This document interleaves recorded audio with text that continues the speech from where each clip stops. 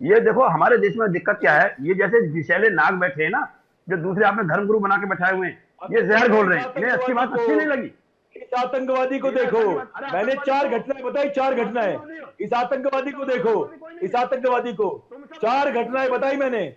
यदि आप लोगों को विश्वास ना हो तो आप पूटकला जाके रोहड़ी में देखिए, मुसलमानों की जैसी संख्या बढ़ी, वहां के जो लोकल जाट है उनसे कितना इंसाफ जलाओगे? मैं 10 घटना बताऊंगा, 10 इंसाफ जलाओगे तुम? है तुमसे हिम्मत? का जिहादी, ये भगवा जब तक जिंदा है तुम्हारा जिहाद चलने नहीं देंगे इस देश में। अरे जिहादियों, जब तक ये भगवा है, इस भगवा का तुम्हारे कितने बड़े बड़े अब्बू हैं, वो अब्बू चले गए, तुम भी चले जाओगे। इस देश की मिट्टी पे, इस तुम देश आतंक की बताओ, जमीनों पे तुम जरिए खटो तुम इस भगवा तरह को से लोगों को चलने कभी का कभी कुछ बिगाड़ नहीं तुम पाएंगे, तुम्हें साथ में मिटा के बोलो। देंगे हम। आतंकवादियों, तुम गाली दो भगवा को। भगवा को गाली केवल केवल दानव देते हैं, दानव। जो दानव प्रवृत्ति के हैं, लालची गद्दार, केवल वो भगवा गाली देते हैं। हमने भगवा पहना है, गाली भी सुनेंगे, लेकिन अपनी बहन बेटियों की रक्षा के लिए हर प्लेटफॉर्म पे जाएंगे। वहां भी पहुंचे थे, पूटकला भी पहुंचे थे, और जब तुम पता चल गया हमसे बात कर लेना, जब जिस पे तुमको पता चल गया हमसे मिलकर तुमसे बात कर लेना, जब तुमको पता चल गया हम मिल, जब तुम पता चल गया तो खैर को मिलकर हमसे बात करना। हमें नहीं सकता तुम, हमें नहीं सकता। आतंकवाद तुम्हारी हलक में डाल देंगे हम, तुम्हारा आतंकवाद तुम्हारी हलक में डालेंगे। तुमने हमारी बहन बेटियों को लव जिहाद पे फंसा के, तुमने हमारी बहन बेटियों को लव जिहाद में फंसा के तुम्हें लगता है तुम जीत जाओगे? तुम्हारा सर कुचला जाएगा सांपो। जितने तुम गद्दार हो, जो हमारी बहन हमला कर रहे हो, ठीक है, ठीक है धर्माचार्य जी, एक उनको उनको बात अपनी कंप्लीट करने दीजिए। रुक जाइए 1 मिनट प्लीज, धर्माचार्य जी 1 मिनट। मौलाना साहब कुछ कहना चाह रहे तो उनकी बात कंप्लीट होने दीजिए, फिर मैं आता हूं। मौलाना साहब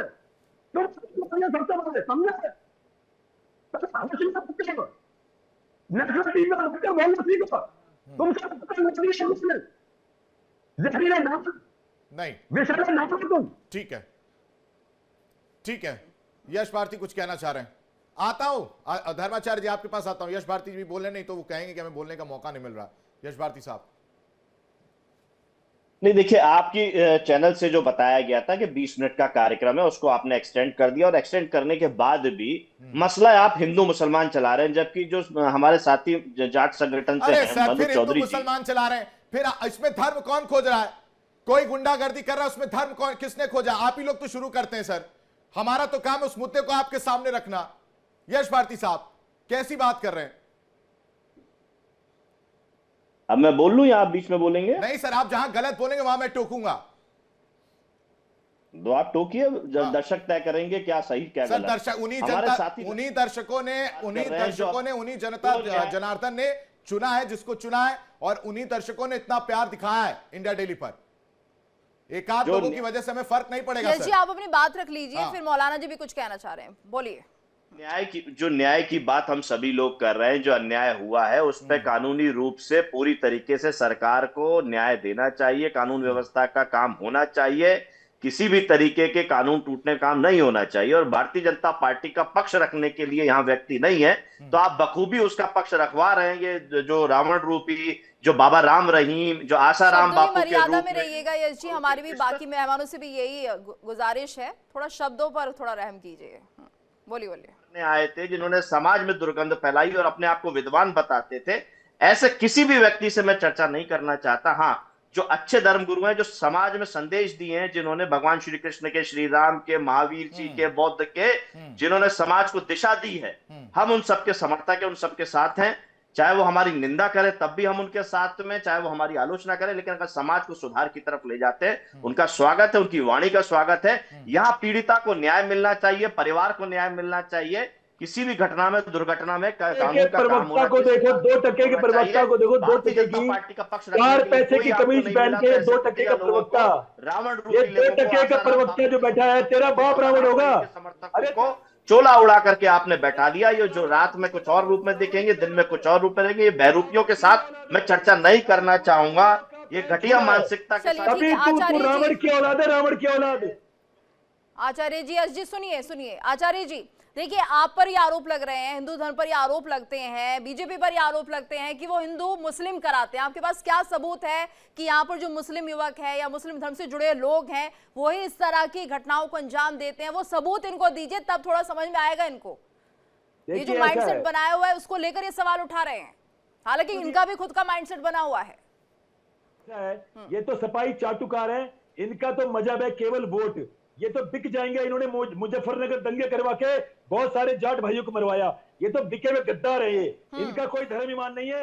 ये तो अरे बिके हुए तुम हो, तुम जैसे मानसिकता के लोग हैं। बाबा राम रहीम के गुरु हो तुम, उन्हीं के बात को आगे बढ़ा। रावण की औलाद है, रावण की औलाद। ये रावण की औलाद क्या बोलेगा?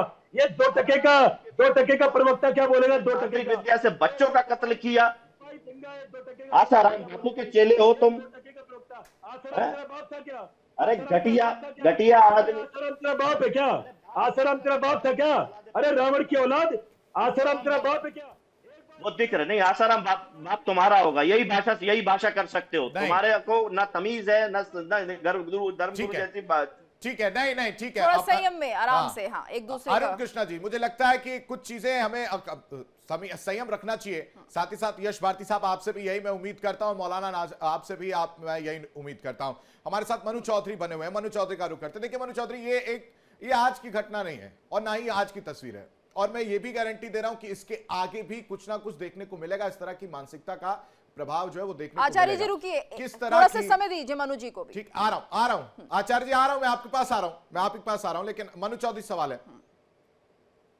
आज आप लोगों ने जो ये चर्चा की है, इसके लिए बहुत बहुत धन्यवाद आपके चैनल का।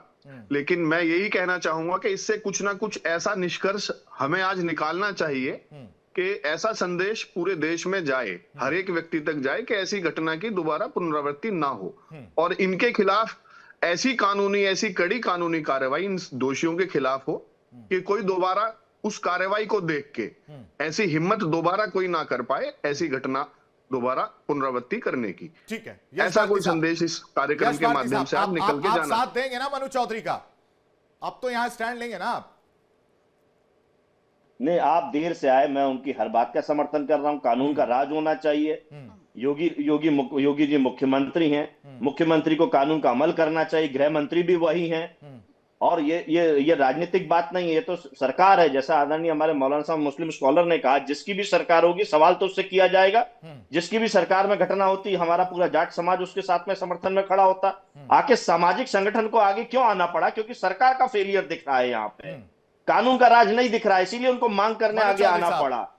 और ये अकेले जाट की बच्ची नहीं है, ये समाज की बच्ची है। ये आज किसी एक समाज के साथ, कल किसी दूसरे समाज के साथ। चौधरी साहब, मुझे लगता है यश भारती को आपको याद दिलाना चाहिए। मैं याद दिलाऊंगा तो उन्हें बुरा लग जाएगा, जैसा कि अभी तक उनको लगता आ रहा है कि समाजवादी पार्टी की सरकार में किस तरह का कानून का राज था, किस तरह की व्यवस्थाएं थी, वो किसी से छिपा नहीं है 2017 से पहले। और अब वो कह रहे हैं कि कानून। अरे सर, एनसीआरबी की रिपोर्ट देखिए आप और उसके बाद बोलिए। मनी चौधरी साहब, याद दिलाइए इनको किस तरह से समाजवादी पार्टी की सरकार में जो माफिया थे वो किस तरह से एक्टिव थे, किस तरह का सड़कों पर किस तरह से बहन बेटियां चलती थी, डर के माहौल में जीती थी। वो समय भी याद होगा ना आपको यश जी? हमें तो याद है वो वक्त, आपको भी याद है क्या? पहले से बहुत बेहतर है, इसमें हम कोई शक की बात नहीं है। आज उत्तर प्रदेश में पहले के मुकाबले कानून व्यवस्था बेहतर है। लेकिन भारतीय जनता पार्टी की सरकार, जो मौजूदा सरकार है, उससे सवाल कौन करेगा? लेकिन हाँ, बिल्कुल सही कह रहे हैं आप। कि पिछली सरकार से है उनकी मांग, आज की सरकार से कि पिछली सरकार से है। यश भारती जी, आप बिल्कुल सही कह रहे हैं। ये जिम्मेदारी आज सरकार की है। जो लोग, जिनकी सरकार आज है, वो ही कानून व्यवस्था को दुरुस्त तरीके से चलाने की जिम्मेदारी उन्हीं लोगों की है, और उन्हें इसके ऊपर कार्रवाई, कड़ी से कड़ी कार्रवाई करनी चाहिए। लेकिन पहले से ठीक है, हम बहुत अच्छा कानून व्यवस्था के दम पे ही आज उत्तर प्रदेश में योगी जी की सरकार चल रही है। हर एक व्यक्ति का यही कहना है कि कानून व्यवस्था बहुत बेहतर है। लेकिन उसके बावजूद भी अगर ऐसी घटनाएं हो रही हैं तो इसे हम इसकी क्या तारीफ करें? इस घटना के लिए हम क्या बोलें? ये जिम्मेदारी किसकी है? सरकार की भी जिम्मेदारी है, पुलिस के अधिकारियों की भी जिम्मेदारी है, और इसमें मौलाना साहब और आप जैसे सब लोगों को भी ऐसी घटनाओं में सड़क पे आके बाहर निकलना चाहिए, घरों से बाहर निकलना चाहिए। धर्माचार्य साहब, बढ़िया बातें करने से काम नहीं चलेगा। कृष्ण महाराज जी, देखिए सवाल समाजवादी पार्टी का हो या चौधरी साहब का, वो तो यही कह रहे हैं कि भाई साहब अभी जो सरकार है उसकी जिम्मेदारी बन जाती है। हालांकि वो ये भी कह रहे हैं चौधरी साहब कि पहले की सरकार में किस तरह की गुंडागर्दी थी और उससे बेहतर हुई है कानून व्यवस्था। अरुण कृष्ण साहब, देखिए ऐसा है आशीष विजय जी, आप मेरी बात को मत मानो। आप हमारे ही दिल्ली में प्रीत सिरोही नाम का जाट बालक है, आप उससे पूट कला की घटना के बारे पता करना कि जाट पूरा कितने मुसलमानों से परेशान है। मुझे मत कोट करो, आपके पास संपर्क सूत्रों का बड़ा लोकप्रिय बच्चा है हमारा प्रीत सिरोही, आप अगली डिबेट में जोड़ के देखना और देखना कि पूट कला रोहिणी में इन जिहादियों से जाट समाज कितना परेशान है। मैं उस महापंचायत के अंदर भी था। मुजफ्फरनगर में जो दंगे हुए, जाटों को मारा गया, किसने मारा? मैंने मरवाया, मौलाना जी। आप याद रखना, ये देखो ये सपाई बैठा हुआ है जो रावण का। मौलाना जी, यही पीड़ा है जो निकलकर सामने आ रही है, जवाब देना चाहेंगे आप? ये आदमी इतना बेशरम आदमी है। अरे सर, इतना आप जवाब दीजिए ना, जो वो मुद्दे गिना रहे हैं उनका आप काउंटर कीजिए ना कि नहीं हुआ ऐसा। आप बोल दीजिए कि नहीं हुआ, अगर नहीं हुआ है तो कुछ उस पर जवाब दीजिए ना। नहीं सुनना चाहता, आप मुझे बताइए क्या मुद्दे हैं। बता तो रहे हैं आपको मुजफ्फरनगर में क्या हुआ था, बता तो रहे हैं आपको रोहिणी में क्या हुआ था। पूरे देश में आतंक फैलाना चाहते हैं। अभी जोड़िए प्रीत सिरोही को, अभी जोड़िए प्रीत सिरोही को और पूछिए प्रीत सिरोही से मुसलमानों ने, अरे जिहादी आतंकवादी हम जिंदा है, जिहादियों का कारोबार। मेरा वीडियो देख, मुझे देखिए मैं कहां खड़ा हूं, मुझे देखिए कहां खड़ा हूं मैं, मुझे देखिए ना मैं कहां खड़ा हूं। हर की जगह मैं खड़ा मिलूंगा। तुम्हें तो मैंने आज तक नहीं देखा कहीं भी। अरे तुम्हें मैंने देखा ही नहीं कहीं।